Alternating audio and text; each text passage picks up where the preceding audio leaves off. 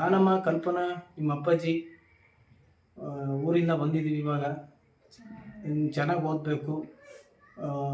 Night day continue ಆಗಿ ಓದಿದರೆ ಈ ಮುಂದಿನ ಇದಕ್ಕೆ ಹೊಂದ್ಕೊಳಕ್ಕಾಗೋ ಸಾಧ್ಯ ಆಗುತ್ತೆ. ಇಲ್ಲಾಂದರೆ ಮಾರ್ಕ್ಸ್ ಇರಲ್ಲ, ನೀನು ಬೇರೆ ಸ್ಕೂಲ್ಗೂ ಸೇರಿಸ್ಕೊಳಕ್ಕೂ ಹಿಂದೆ ಮುಂದೆ ನೋಡ್ತಾರೆ.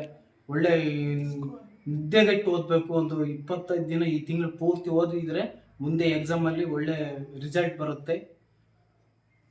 ಹಂಗಾಗಿ ನಿನ್ನ ಮೇಲೆ ಎಫೆಕ್ಟ್ ಆಗಿದ್ದೀವಿ. ನಾವು ಫೀಸ್ ಕಟ್ಟೋಕ್ಕೆ ಆಗಲಿ ಇನ್ನೊಂದಕ್ಕಾಗಲಿ ಏನು ತೊಂದರೆ ಮಾಡಿಲ್ಲ.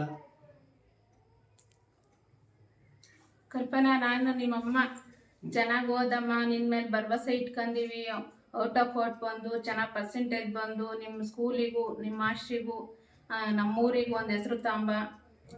ಊರಲ್ಲೆಲ್ಲ ಕಂಡವ್ರ ಮನೆಗೆ ಹೋಗೋ ಹೆಣ್ಮಕ್ಳನ್ನ ಯಾಕೆ ಓದಿಸ್ತೀರಾ ಬೇರೆ ಮನೆಗೆ ಹೋಗ್ತವೆ ಅಂತಾರೆ. ನಾವು ಅದಕ್ಕೆಲ್ಲ ತಲೆ ಕೆಡ್ಸ್ಕೊಂಡಿಲ್ಲ.